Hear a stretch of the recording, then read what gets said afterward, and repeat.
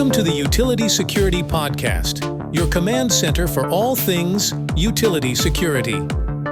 From power plant warriors to grid guardians and even curious citizens, this podcast is your essential briefing on keeping up to date with knowledge and insights for securing our nation's utilities. Expert intel through interviews with security chiefs, tech wizards, and policy shapers. Tune in as we explore the latest vulnerabilities, industry best practices, and inspiring stories of resilience from the frontline heroes keeping our grids secure. All right, thank you so much for joining us today, Andy. First, can you tell us a little bit more about yourself? Okay, Curtis, thank you for having me, and I'll try to keep it brief. My name is Andy Bochman, although sometimes I'm more formal, and I'm an Andrew.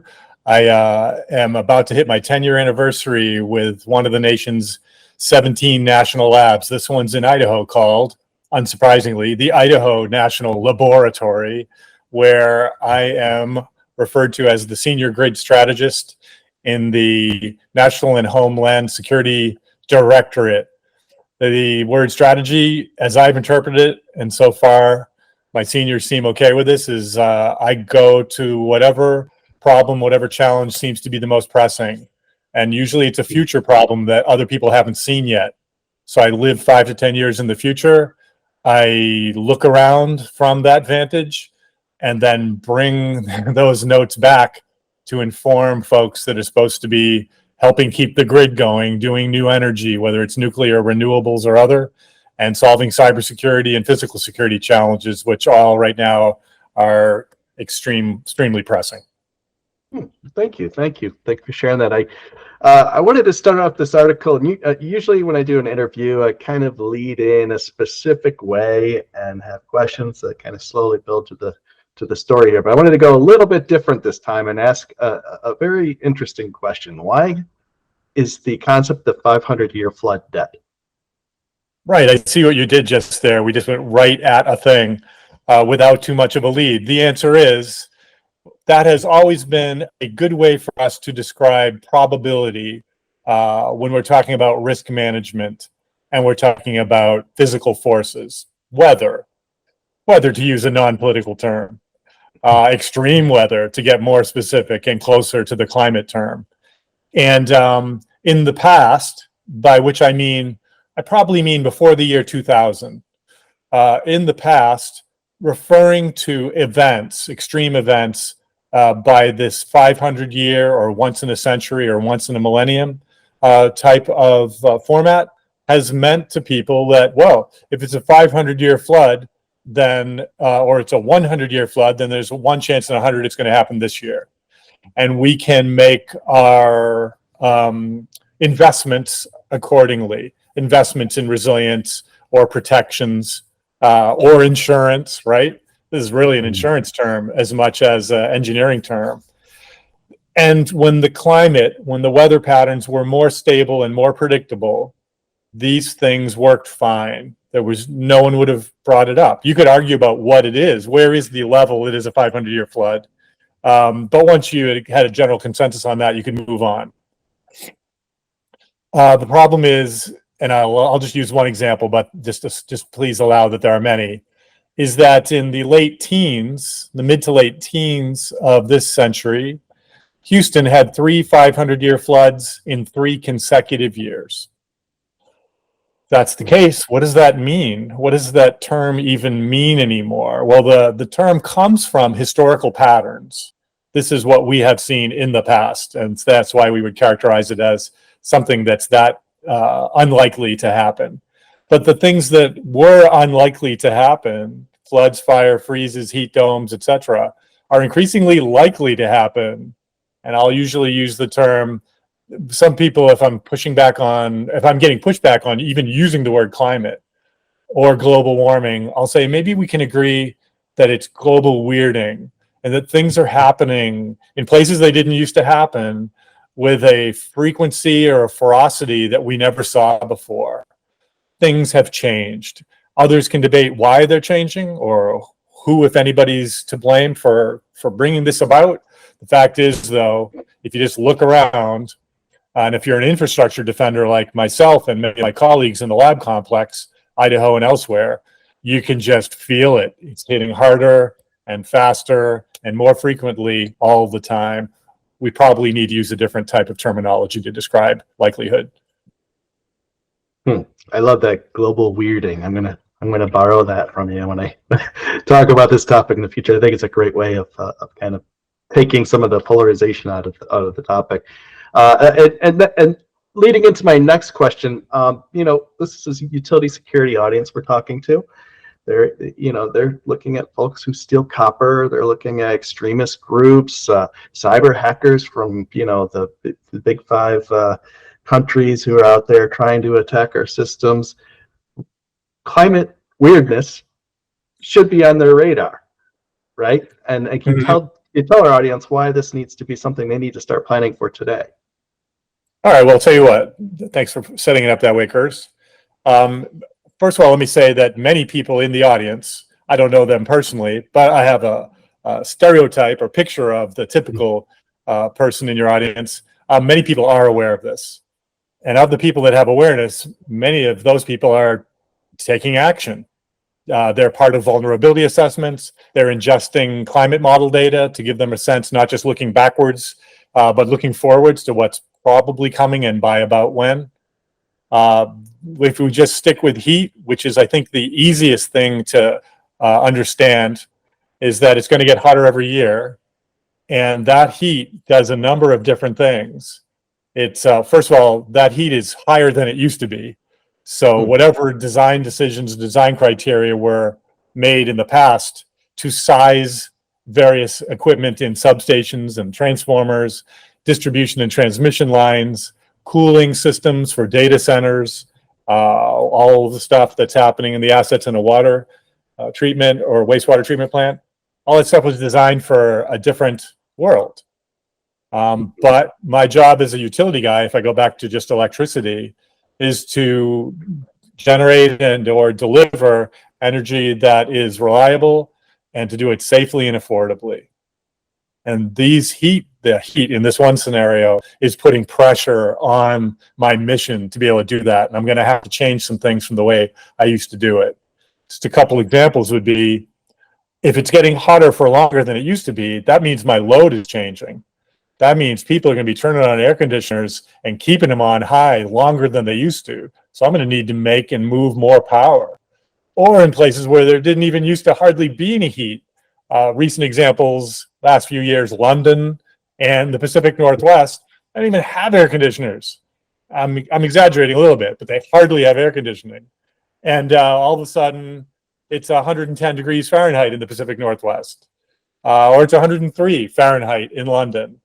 And they have air conditioning. Well, guess what they're buying now? And if I'm a utility person and I'm thinking about projecting my loads into the future, not even that far in the future, I know that I'm going to have to be making more. And that's just the air conditioning for the heat part. And that's just residential, not to include the effects on their commercial and industrial customers, not to include data centers, which are massive users of electricity, both to run the chips and to cool themselves. So there's just a million reasons. I'll just throw one more out there. Transmission lines and distribution lines become less efficient with heat.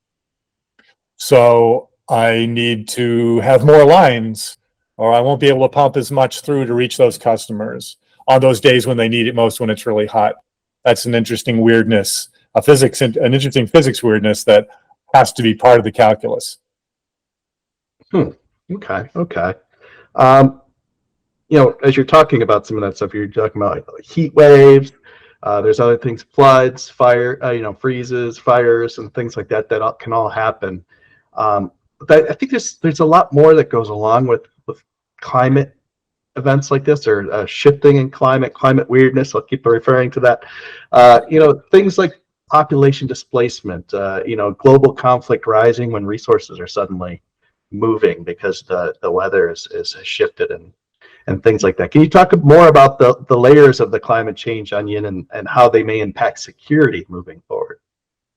Yeah, well, I definitely heard in that the pointer to social disruption, chaos over scarce resources like water in some parts of the United States and certainly some parts of the world. Blackouts and brownouts, we're not used to those in the United States other than a few hours a year in most regions. The way the grid is configured right now, we're going to be having a lot more of those. And when we start to have longer and more frequent blackouts and brownouts, fingers are going to get pointed. We're in a democracy, but we're in definitely a combustible democracy these days. And we're going to try to figure out what's the cause of those things. And part of it is planning. Part of it is in attempting to reduce emissions and shutting down coal plants and limiting the number of gas plants while we build wind, solar, and storage. We've cut into our capacity too much. And so NERC, which I believe is a organization your listeners will be familiar with, every year now, both in the shoulder seasons and the fall, they're publishing winter warnings because there may not be enough gas and enough electricity to go around different parts of the country. And in the spring, they publish summer warnings for the same idea, that we don't have quite enough margin. We don't have the margin we used to have. And so be prepared to use less or to see it, to generate more, use less, and prepare for blackouts and brownouts. Try to be resilient. And when those things happen, that's going to potentially cause more disruption too, until we can iron out our differences and get on a better path in terms of energy planning and water planning. So going back to our audience of security professionals, cyber and physical folks, how can they use their skills and knowledge they have today to start moving forward their security effectiveness in the future and having a plan that works? I think you and I may have touched on this previously, the term defender DNA, the instinct to defend something that's valuable, whether it's yourself, your family, your community, the assets that your company uses and owns and runs. I think that impulse to protect, among many of the tribe from which I emerged and still am a member of, the cybersecurity people, they're very focused on their particular niche or sub-niche of the whole infrastructure cybersecurity, or OT cyber, or industrial control system cyber problem. And one thing I'll say to them, as you've heard in the past, is I request or recommend or ask them to open the aperture a little bit and think that they know how to do information sharing. They know the information sharing and analysis centers. They know how to swim in federal regulatory and state regulatory waters. And that if the threat for threats that are not cyber in origin, like digital origin, but they could be physical. And I do a sleight of hand a little bit to say that physical climate risks are physical risks. So everybody that's in a physical security position has a new foe to understand and then to begin to take up arms against, to begin to protect against. It's clearly physical. It's not digital. There's no intelligent adversary, but it's pounding, it's pounding on your assets in various ways. And we don't want to be flat-footed about that, do we? So yeah, I'm sometimes publishing now in physical security magazines or speaking as a keynote at a physical security conference. And I'm not talking about gates, guards, and guns. I'm talking about something else for which gates, guards, and guns provide no relief. You kind of touched on some nexus points between the physical climate change things that happen and some of the OT cyber stuff. I don't know if there's some other areas you want to drill into where those two kind of come together, and where cyber folks should be focusing in on making an impact. Well, I think the cyber people, at least several in the circles that either I swim in or that circle around my territory, they're really focused these days on, wow, we're deploying so much renewables, so many renewables, wind and solar and storage, and some of the EVs and EV infrastructure too. And one way of describing some of those components is they are inverter-based resources.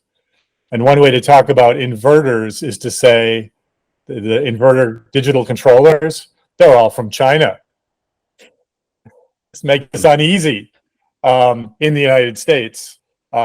And there really is no good answer to this because the current administration has done so much to encourage the rapid deployment of wind and solar and storage and EVs.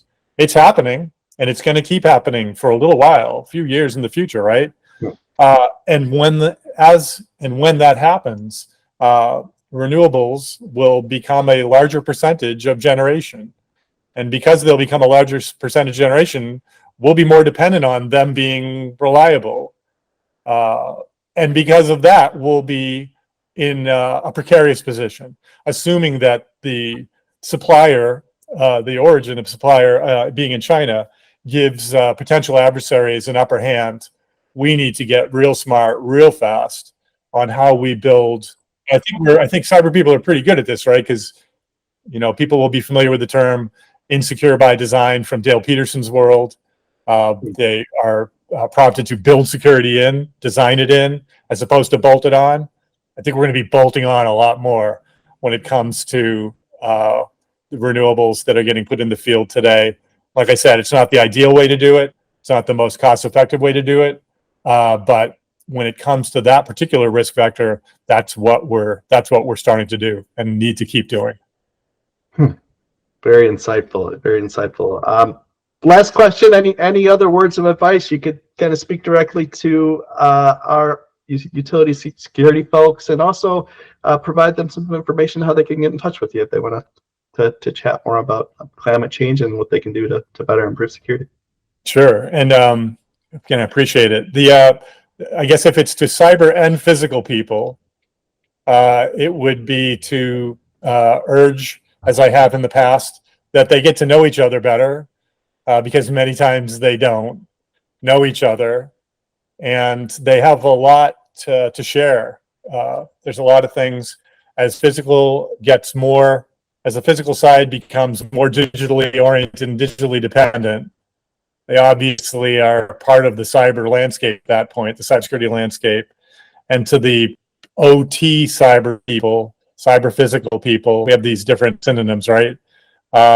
As much as climate is a physical risk, then this is something for them to take seriously, because they put all their attention into making the particular asset or a critical function as secure as possible. There's no perfectly secure thing. And that asset or that function gets whacked by a bad actor physically or climate, global weirding, then they really haven't done their job. It's like an anecdote that I told at one of those Dale Peterson S4 conferences, which was, and I'll try to do it in short strokes, was talking to folks, this is via the State Department. They were operating a hydro plant in Uganda, and they had just bought some Huawei equipment, and they knew, or they had read, that might be not so great from a cybersecurity point of view. So via the State Department, they found this guy that translates general cyber concepts, and gave them some best practices, things to think about to protect themselves, better insulate themselves from whatever badness might be in the Huawei stuff that they bought. It wasn't their decision to buy it. And so we went through those things, and we shared training ideas and future resources they could turn on. And at the end of that conversation, I said, this is really fun. I wasn't there in Uganda, it was remote. But at the end of that, I said, we can stay in touch if you like. Or before we hang up, are there any other issues you want to say, something you want to let me know about? And they said, yeah, the Nile's drying up. And that for me was the slap in the face. Like, okay, so we just talked about cyber for an hour and a half. Yeah. There's a hydro plant. Its job is to power a big chunk of the country with formerly reliable, huge amounts of water that are starting to turn into a drip. And it doesn't matter how secure or insecure their digital assets are in that. If I only focus on the cyber part, that'd be blindsided when they wake up and nothing comes out and no turbines turn and there's no electricity. So I think everybody, no matter what walk of life they're in or what their mission is, security or otherwise, has to be now more of an all hazards person than whatever the niche was that they were focused on before. Wow. Yeah, definitely a lot to combat as we move into the years to come. And yeah, hopefully that defender DNA that our listeners have, I know with them having that, they'll find ways to rise to the occasion. But yeah, the new threats are there and continuing to grow. And I want to thank you so much for your time today, Andy. Oh, Curtis, thank you for asking such great questions. I think you said in the previous question, any resources or how to get in touch. I'll just do a quick riff on that. Again, I'm at Idaho National Lab. My email, I think you can put it in the notes, but it's andrew.bochman@inl.gov. Okay. I'm also very active on LinkedIn and easy to find there. The lab that I'm in is it's one of the 3 applied engineering labs, which is different than the other science and tech ones, which are more out in the far future. Ours is, its job is to solve the critical problems, the most pressing grand challenges of today and tomorrow, not of 20 years in the future. So that's what's happening, my colleagues at Idaho, on designing and developing and testing small modular and micro reactors, making sure that that's done with security in mind up front, designed in from the beginning. And by the way, I also mentioned climate resilience to my SMR counterparts. Like, is this thing you're designing, are you using just historical temperature data for the region that it's going to be located in? Or are you factoring in are you putting in a safety factor of an additional 10 or 20 degrees Fahrenheit so that it'll be reliable? Because we're going to need it. If we're going to take all the time to design and build and certify it and put it in the field, we're going to need it. So it's going to be able to operate in tougher temperature regimes. Some conferences I think that might be beneficial for some of your listeners, viewers, readers would be one that just happened, Battelle's Innovation in Climate Resilience, which happens every year. It just happened in DC and it'll come around again in April. Innovations in Climate Resilience. We have some national labs and some utility people there. The National Adaptation Forum is in Minneapolis next week. So that's more about adapting processes to be reliable in the new world that we are in and entering into. And maybe one more I'll say is one's actually called Resilient Week. And that is a lot of cyber, a lot of grid, a lot of industrial control system aspects in addition to climate. And that comes up later this year, again in Washington, D.C., just called Resilience Week. So I'll stop there. They know how to reach me, and I'm giving you some places that these folks might want to go. Maybe we'll meet there someday. Fantastic resources. Thanks so much for sharing those, Andy. And to our audience out there, stay safe and stay secure. Don't forget to visit our website at utilitysecurity.com for exclusive intel, resources, and a community of fellow utility security professionals. Stay safe, stay informed, and stay tuned for your next mission briefing. The views, information, and opinions expressed during this podcast are solely those of the individuals involved and do not necessarily represent those of Utility Business Media and its employees. It is strongly recommended that you discuss any actions or policy changes with your company manager